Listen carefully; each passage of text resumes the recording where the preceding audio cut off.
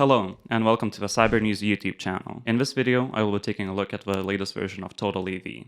This version has all the capabilities to remove various threats, so I'll put it to the test with live and up to 7-day-old malware. So I've got TotalAV open. My folder of malware sample is on the side, and there are 2,379 files included. I'll leave the ransomware testing for later and start with recent samples. As you can see, navigation is easy. There's a whole malware protection tab where I can run a full system scan. FYI, if you like this type of thorough testing, I'd encourage you to subscribe to the channel for weekly releases. To give you a little methodology, I use a virtual machine for my testing. Therefore, some malware might not try to infect the system to avoid detection. Yet, TotalAV should be equipped enough to detect some of it.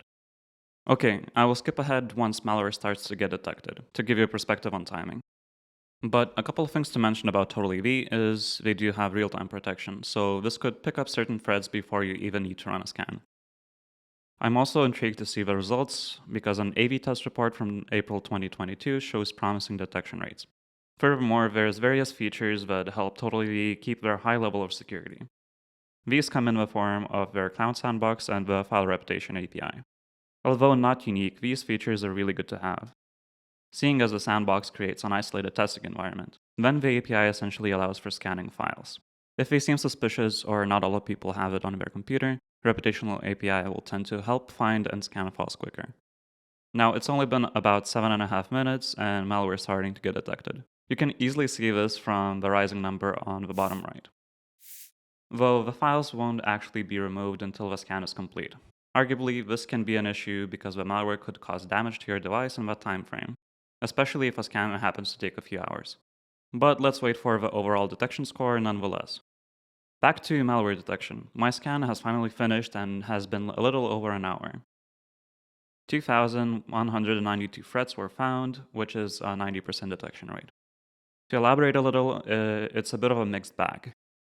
It's worth noting that it doesn't only detect malware specific to your operating system. We can see that it detected some Linux malware, meaning that you wouldn't accidentally spread it to people you know, who might be using a different OS. Another insight, it even detected some of the most prominent types of malware, of course at the time of testing.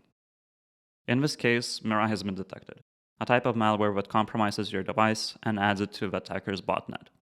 Okay, now I want to check the detection log. This can give you more perspective as to what types of threats have been found. Sadly, TotalAV does not have such a function, which is fine in general, especially for beginners. But for such testing, it limits what I can discuss.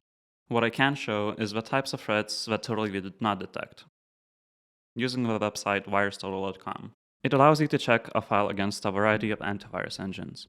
It gives you a better idea if a file is malicious or not. I'll just copy paste it here, and as you can see, this is a malicious file, confirmed by 43 different vendors. The same goes for a couple of other files I tested, showing that after my system scan, there's still malware on my device. Thankfully, there's still something to be done here. Real-time protection. I'll head to the Real-Time Protection tab and simply enable this feature. Note that there is a toggle to automatically enable real-time protection from system startup, which is enabled by default. But if not, I recommend enabling it. I'll toggle a couple of other settings and start executing the malware. As you can see, this feature works as intended. It instantly captures the launched thread. Now onto the ransomware testing. Why this is important is because ransomware encrypts precious files on your device in such a manner that you'd no longer be able to read them, and then cybercriminals ask for a fee for you to regain access. It is a global and growing threat, becoming more sophisticated each year, and a proven business model for malicious actors. A few market leaders have such protections, but they won't all operate the same. When it comes to TotalAV, I wanted to try running an automated script to test it with different types of malware. As you can see, it didn't work properly, because some of the files were already detected and deleted during the scan. I'm impressed that no ransomware actually managed to get through to my system.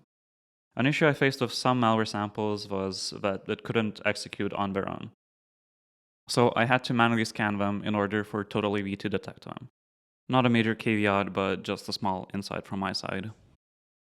So my takeaway from this experience is that TotalAV has got a strong bevy of security features. Their detection rate was pretty good, at 90%. It still isn't as high as the AV test results, and it's clear there's still room for improvement. especially considering some files they failed to detect were a full week old. Despite this, the performance is good, and most capabilities work as expected. The duration of the scan is fairly lengthy, but considering the thoroughness of the scan, I think it's worth a wait. Did I run into issues? Sure, but their UI is easy enough to get the hang of, and for an everyday antivirus provider, it has a lot to offer. Thanks for watching this video. You can check out a thorough TotalAV review on the channel. What antivirus provider should I test next? Let me know in the comment section below.